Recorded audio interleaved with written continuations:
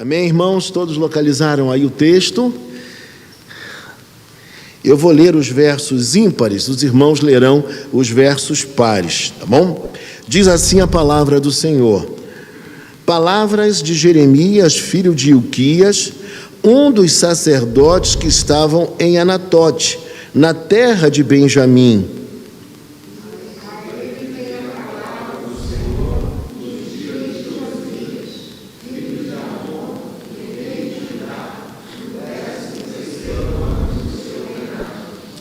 E também nos dias de Jeoaquim, filho de Josias, rei de Judá, até o fim do ano 1º de Zedequias, filho de Josias, rei de Judá, e ainda até o 5º mês do exílio de Jerusalém.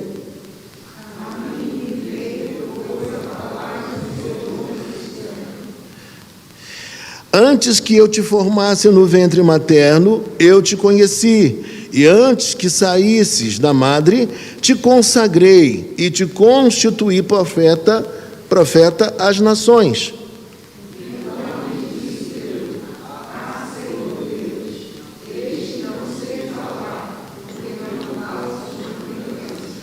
Mas o Senhor me disse: não digas, não passo de uma criança, porque a todos a quem eu te enviar irás, e tudo quanto eu te mandar falarás.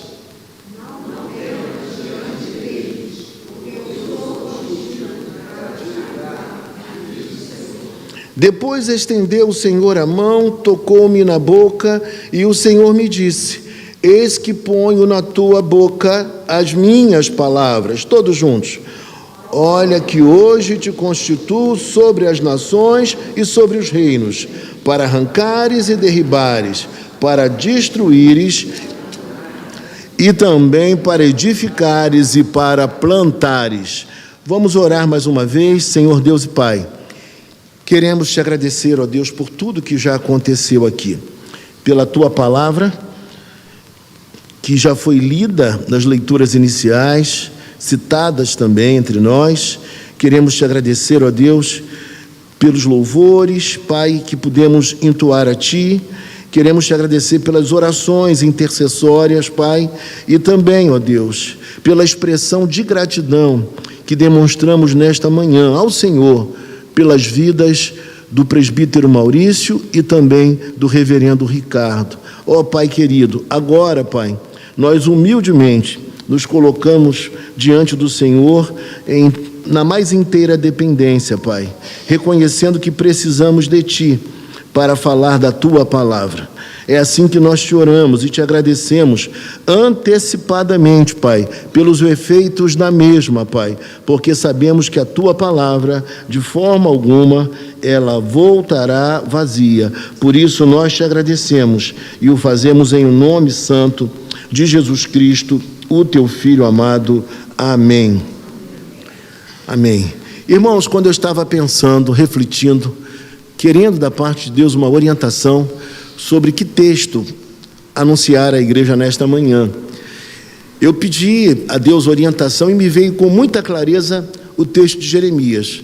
Abandonei aquilo que estaria sendo pregado hoje na minha mente, já tendo programado, mas durante a semana me veio o desejo de estudar esse texto e trazer ao coração dos irmãos uma mensagem, principalmente porque hoje nós estamos agradecendo a Deus também pela vida do presbítero Maurício e também do reverendo Ricardo.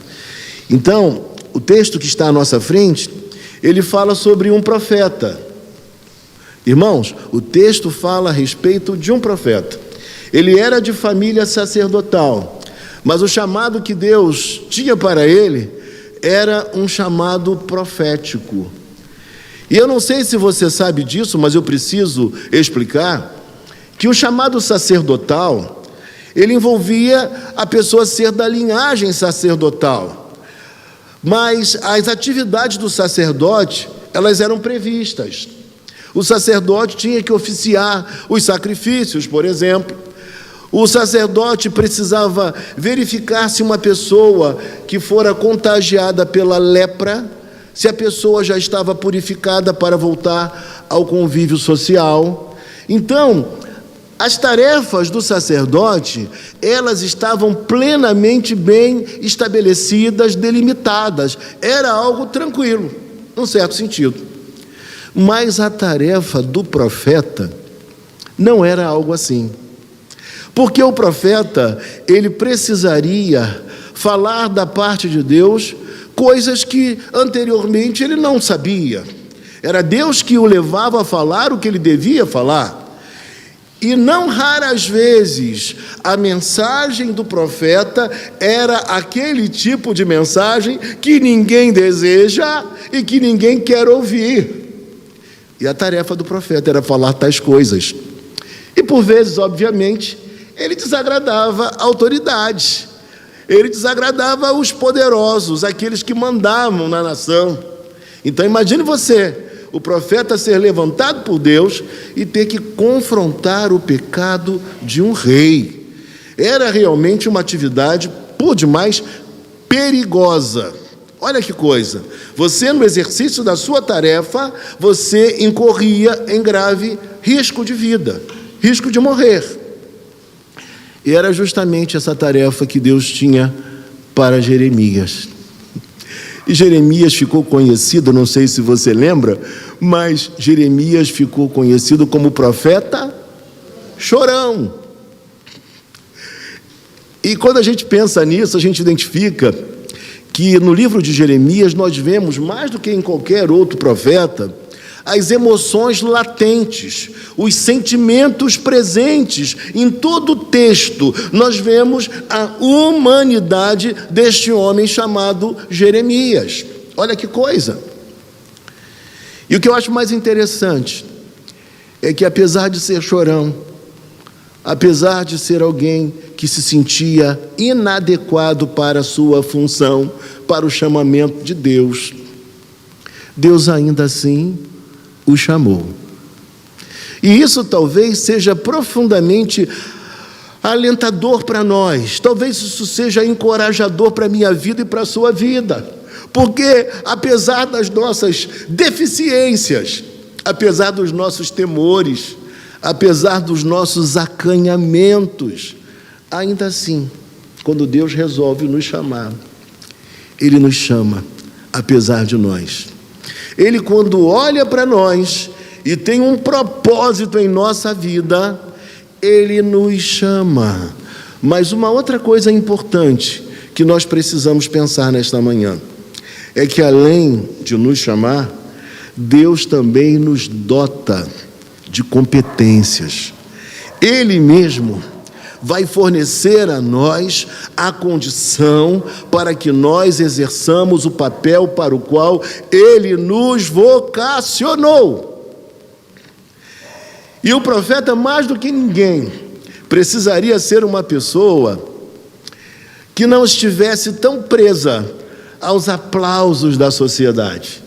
Para cumprir a sua missão, ele precisaria ser alguém que tivesse uma coragem, obviamente coragem dada por Deus, para abrir a boca e falar a palavra de Deus com desassombro. Meus irmãos, que tarefa! Num certo sentido, os pastores hoje, também eles são profetas. Não no sentido da profecia preditiva, de dizer o que vai acontecer no futuro, mas os pastores hoje são profetas no sentido de que eles expõem a palavra de Deus. E expor a palavra de Deus em dados momentos não é uma coisa muito segura, porque você pode estar pregando ao contrário senso da sua época. Você pode estar pregando de uma maneira completamente dissonante em relação ao que se vê por aí no mercado, nas igrejas, porque hoje se tornou um mercado. Mas você tem que pregar aquilo que Deus colocou em seu coração. Você tem como responsabilidade ensinar. Você tem como responsabilidade exortar, edificar e consolar. São tarefas que o pastor ele tem que exercer. E quando eu falo pastor, eu não me prendo unicamente ao pastor presbítero docente, mas também aqueles que são presbíteros regentes, também são pastores. E quando nós olhamos para o texto vai nos trazer informações muito preciosas a respeito de Jeremias. E isso tem tudo a ver com a minha vida e com a vida de vocês também. Olhem comigo, por exemplo, quando nós lemos o versículo de número 1, palavras de Jeremias, filho de Ilquias, um dos sacerdotes que estavam em Anatote, na terra de Benjamim. Ele era de linhagem sacerdotal, era sacerdote e morava na cidade de Anatote. Nem poderia chamar de cidade, era um lugarejo, bem próximo a Jerusalém, cerca de apenas 5 quilômetros. Ali era a cidade residencial daqueles que eram sacerdotes, porque eles vinham e iam com muita facilidade ao templo e podiam retornar para casa para descansar. Então veja que tudo estrategicamente pensado e montado, ali estava Anatote. E Jeremias havia crescido naquele ambiente, numa cidade de sacerdotes. E Jeremias teve algo muito bom da parte de Deus, que foram revelações, palavras de Deus, para que ele pudesse se encorajar e ter a plena convicção do seu chamamento. E quando a gente olha para a Bíblia, verso 2, a palavra nos diz assim: a ele veio a palavra do Senhor nos dias de Josias, filho de Amon e rei de Judá, no 13º ano do seu reinado, e também nos dias de Joaquim, filho de Josias, rei de Judá, até o fim do ano 10º de Zedequias, filho de Josias, rei de Judá, e ainda até o 5º mês do exílio de Jerusalém. Que coisa! Este homem foi levantado por Deus num período muito difícil da nação de Israel, onde a nação estava quebrando a aliança com o seu Deus. Um período no qual a população, o povo de Israel, estava adorando inclusive a outras divindades. O povo estava na mais completa desobediência. E é triste, meus irmãos, quando nós vemos o povo do Senhor em desobediência. E o que é pior, é quando se sabe o que é certo e se faz e se opta por aquilo que é errado. Eles tinham consciência. E o que eu vejo nos nossos dias é algo bem semelhante, onde o povo de Deus conhece o mínimo necessário para viver de acordo com a palavra de Deus. Mas o povo do Senhor tem optado pela desobediência, tem também se voltado para um culto que é completamente diferente do culto que Deus deseja ter. E isso está prescrito na palavra do Senhor. E quando a gente dá uma passada pela internet e vê certas cenas que nós vemos, a gente fica aterrorizado, estarrecido, com tantas cenas esquisitas daquilo que hoje estão chamando de evangelho. E o que é pior, lugares abarrotados, mas completamente destituídos da palavra de Deus, do ensino correto, onde a palavra de Deus está em segundo lugar. E a palavra do Senhor vai nos dizer então que um período grande, ele foi profeta, num período grande ele vivenciou um tempo cruel na história do povo santo, na história de Judá, quando Judá havia de fato flertado com outros deuses e desobedecido ao Senhor. E obviamente vocês sabem que toda desobediência, ela leva a uma consequência. Isso é inevitável. E é dentro desse contexto que Jeremias é chamado por Deus. Não foi numa época tranquila, não foi no melhor momento da história de Israel que ele foi chamado, mas foi justamente no momento extremamente complexo da nação. E Deus, quando quer nos chamar, o tempo certo não é o nosso tempo, é o tempo dele. A época melhor para aquilo que ele deseja fazer através de nós é a época que ele escolhe, e a gente precisa entender isso. E o que é mais interessante, ele levanta aquelas pessoas improváveis, ele levanta aquelas pessoas que, olhando humanamente falando, ninguém chamaria, e Deus vocaciona justamente a esses. Talvez você já tenha se sentido assim na obra de Deus. Eu não vou fazer nada não, porque eu não tenho jeito para isso. Eu não vou fazer não, porque eu acho que Deus tem pessoas muito melhores do que eu. Eu acho que eu tenho algumas deficiências que de fato me limitam para a tarefa. Mas eu quero dizer uma coisa nesta manhã: quando Deus chama, Deus nos capacita. Quando Ele nos levanta, Ele também nos sustenta. Amém?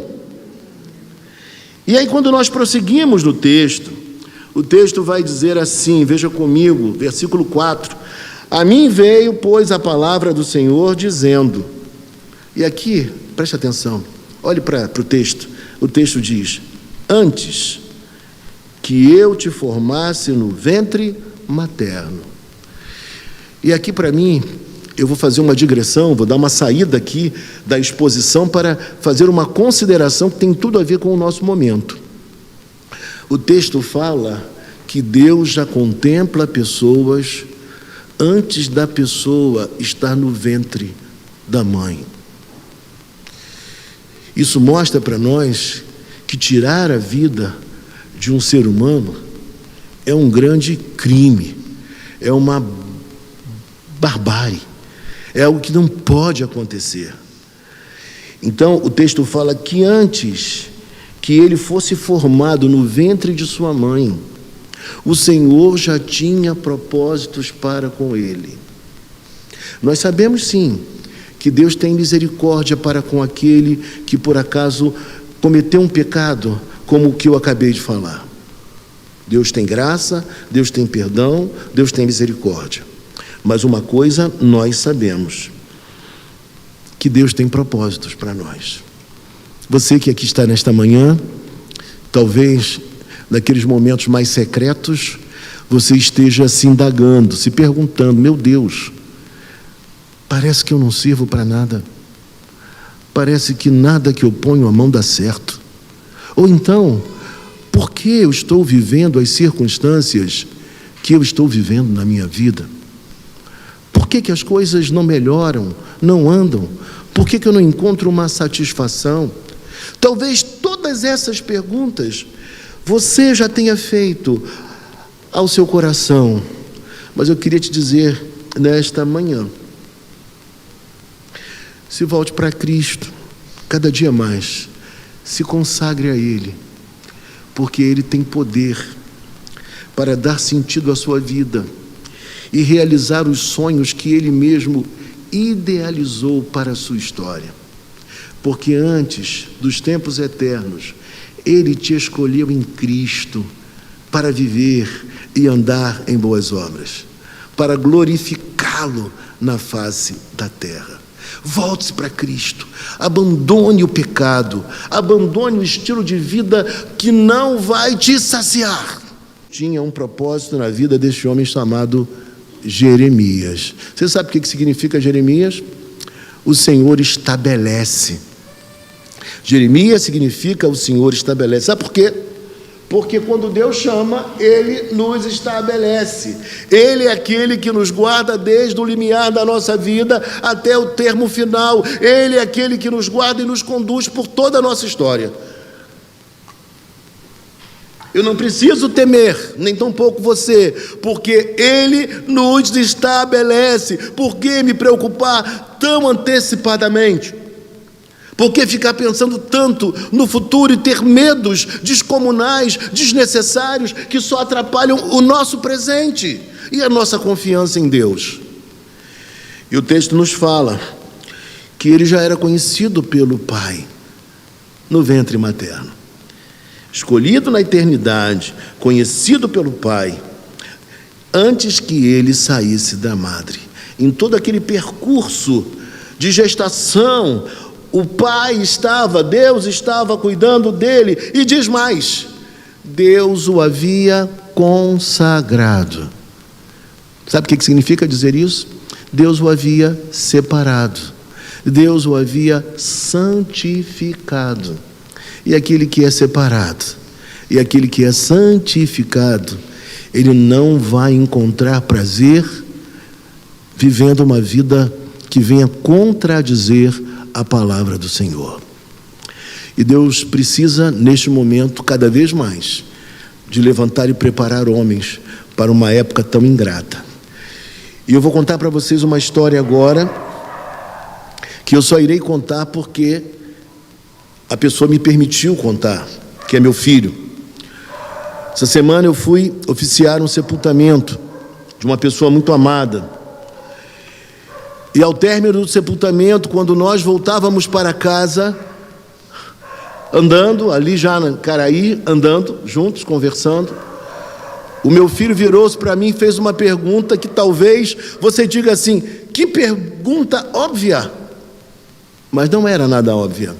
Quando nós olhamos para a igreja em nossos dias, a pergunta dele era profunda e extremamente pertinente. Meu filho virou para mim e falou, pai, eu queria te perguntar uma coisa. E quando ele fala assim, para chamar a atenção, é porque vem alguma questão que vai me deixar talvez um pouco embaraçado.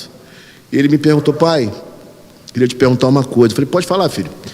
Pai, será que quando Deus me chamar, eu terei uma cerimônia assim? Será que quando Deus me chamar, haverá um pastor para trazer uma palavra, fazer uma oração? Eu virei para ele e falei, filho, primeiramente, filho, quando Deus te chamar, você estará imediatamente nos braços do Pai, porque você crê em Jesus Cristo, primeiramente. E em segundo lugar, meu filho, mesmo nos tempos mais complexos como os nossos, onde há tanta gente mercadejando a fé, eu digo para você, sempre Deus terá os seus.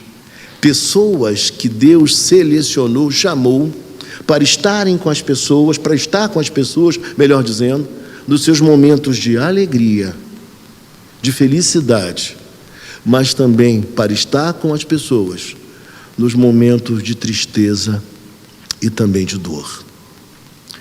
E é essa certeza que nós precisamos ter. Deus nunca deixa o seu povo abandonado. Deus nunca deixa a sua igreja sem líderes. Se muita gente abandona a fé e hoje está abandonando para tantos outros interesses, alguns para serem psicólogos, outros para serem empresários, outros para serem políticos, uma coisa nós sabemos: Deus sempre terá os seus para cuidar da igreja, para cuidar das pessoas. E isso deve ser algo tranquilizador ao nosso coração. E quando a gente olha para o texto, a gente verifica que esse profeta, ele foi constituído por Deus como profeta às nações. Não era apenas para ajudar, mas era para nações. Era para as nações. Ele deveria ter um ministério que se estenderia a outras nações. Eu diria para você, às vezes, Deus te chama e você pensa, vou pregar apenas para minha congregação, para pessoas que eu lido com elas no dia a dia. Mas o seu ministério começa a ter desdobramentos, portas vão se abrindo, momentos vão surgindo, e você começa a falar de Deus para ambientes nos quais você nunca imaginaria ser possível falar. E a tarefa de Jeremias era uma tarefa assim.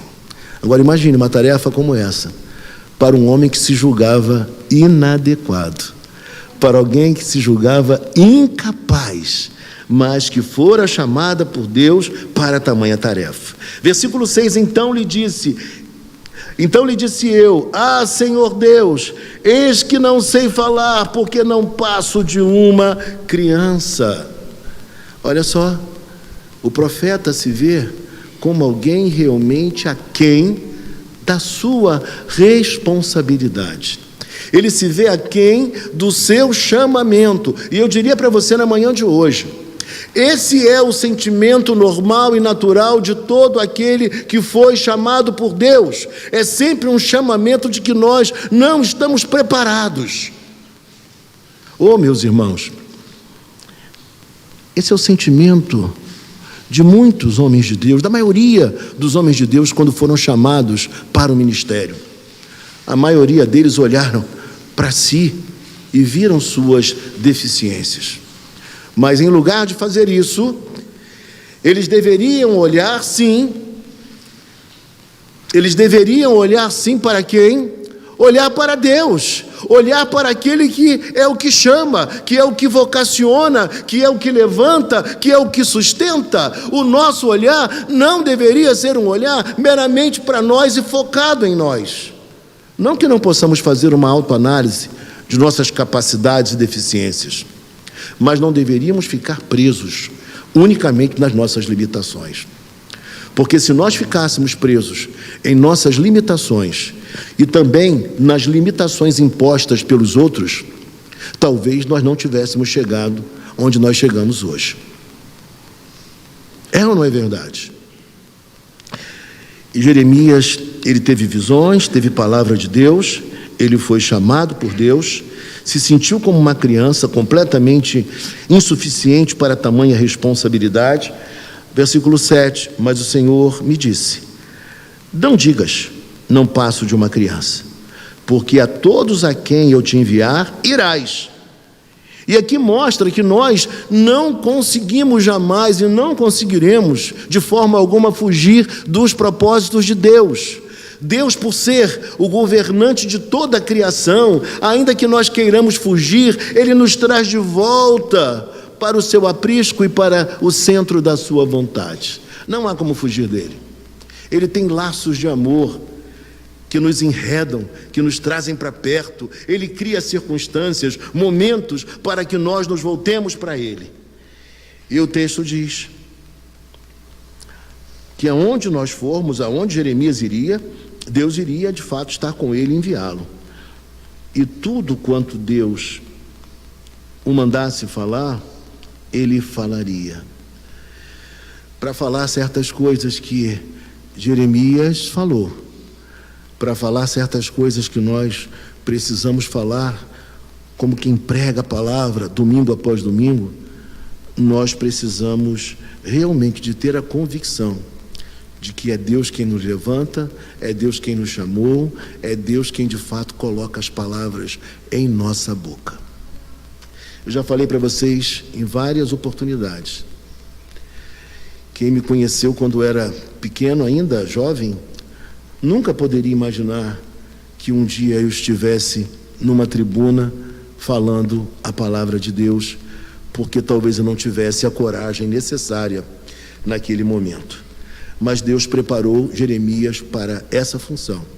Eu tenho certeza que a vocação que você tem, que o plano que Deus tem para a sua vida, que aquilo que Ele está tecendo, urdindo, Ele vai fazer e não tem volta.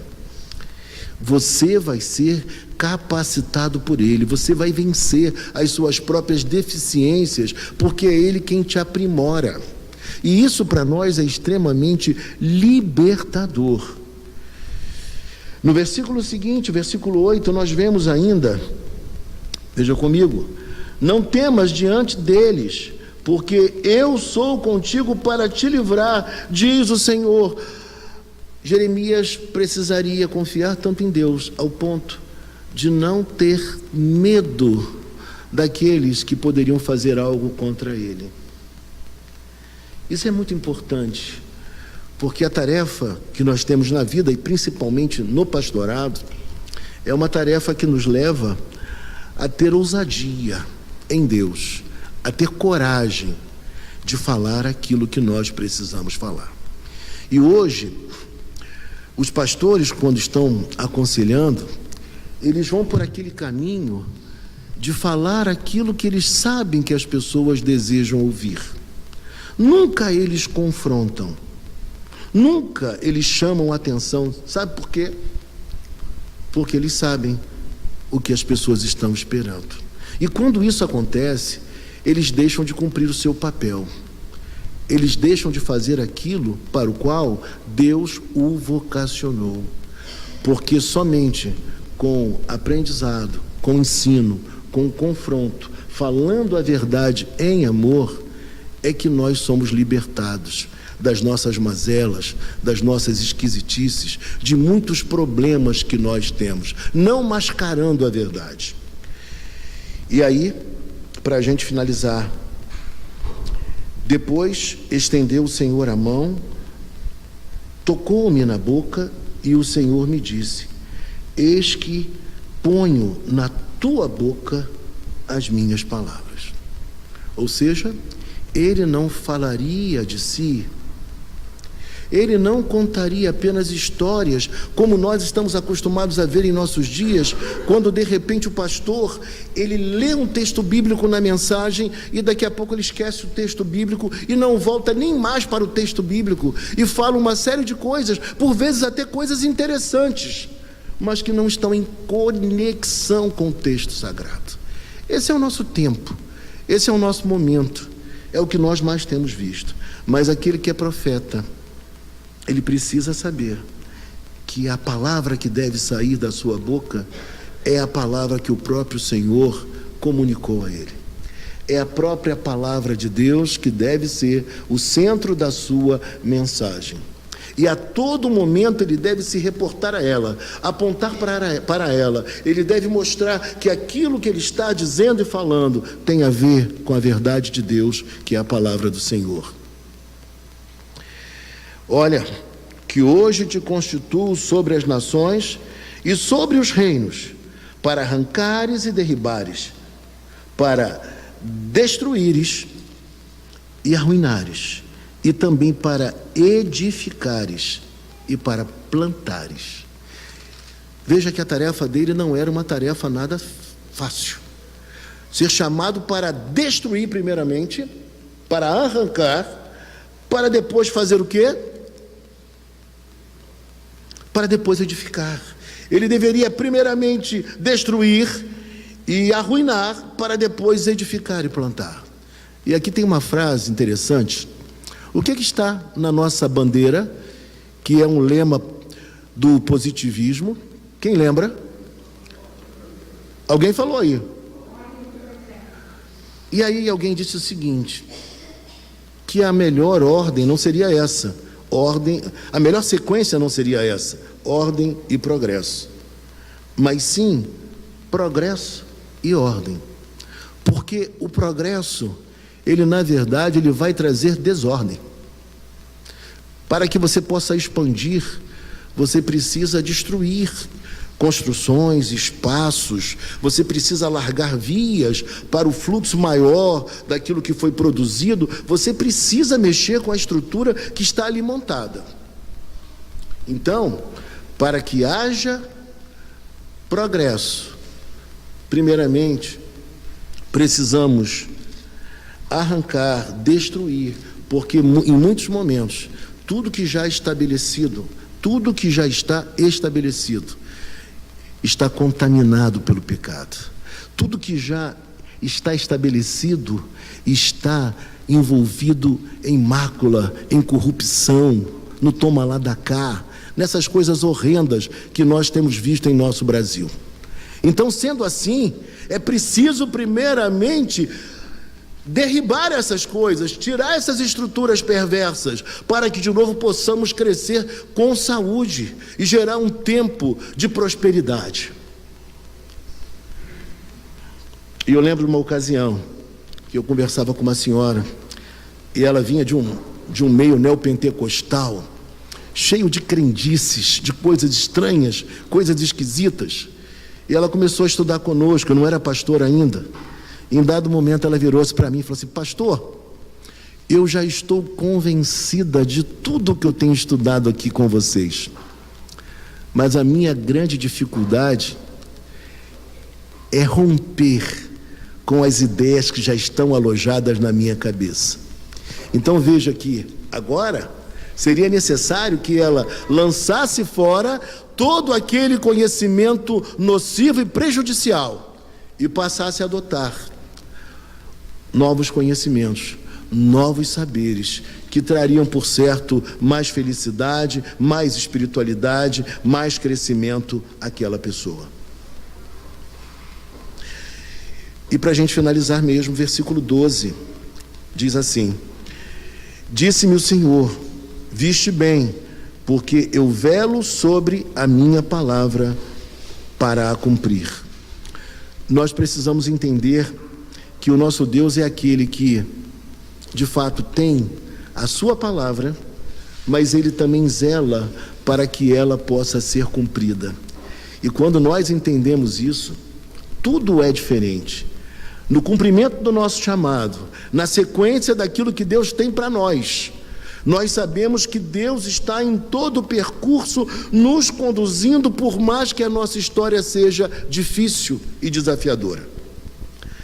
Verso 19: pelejarão contra ti, mas não prevalecerão, porque eu sou contigo, diz o Senhor, para te livrar. Meus irmãos, se Deus é conosco, ainda que venham contra ti, Deus te conduzirá e você sairá vencedor. E isso aqui não é positivismo, isso aqui não é triunfalismo, isso aqui é a palavra de Deus que nos garante que pessoas podem pelejar contra nós, vir contra nós, mas não prevalecerão, porque eu sou contigo. Se você olhar para a sua vida, diante das impossibilidades que você já enfrentou, e talvez esteja enfrentando hoje, você pode ter a certeza que Ele é com você. Você sabe disso. Olhe para trás, relembre em todos os momentos, em todos os percalços, como Ele se mostrou presente na sua vida e na sua história. E no finalzinho do verso 19 ele diz que Ele é conosco para nos livrar. E Deus tem nos livrado de muitas situações difíceis, mas o que Deus espera de nós é que nós não sejamos extremamente corajosos. Não, aquela coragem que você fala, eu ambiciono tal coragem, fulano é tão corajoso ou tão corajosa. Eu queria que você entendesse uma coisa: a coragem na Bíblia não é esse destemor desvairado, que pode ser inclusive prejudicial a nós. Um pouco de medo faz bem, nos dá sensatez, equilíbrio. Mas na Bíblia nós encontramos uma expressão de coragem, que é aquela expressão na qual você não olha para si, mas olha mais para Deus. Porque se você ficasse focado em si, você não iria adiante. Então você olha para Deus, e mesmo tremendo por dentro, e mesmo desconfortável por dentro, sabendo do impacto, da luta, dos grandes gigantes que você há de enfrentar, ainda assim você prossegue. Você não desiste e você não retroage, porque você sabe que a palavra de Deus é fiel e verdadeira, e aquilo que Ele diz que vai cumprir na sua vida, Ele vai cumprir, porque Ele zela pela sua palavra. E assim foi com Jeremias, Deus o estabeleceu. E eu diria para você nesta manhã, assim, por extensão, é também comigo e com vocês. Deus é poderoso para nos estabelecer, desde o seu chamado na eternidade, no tempo e no espaço, no ventre da nossa mãe, e durante toda a trajetória da nossa vida, até adentrarmos a eternidade.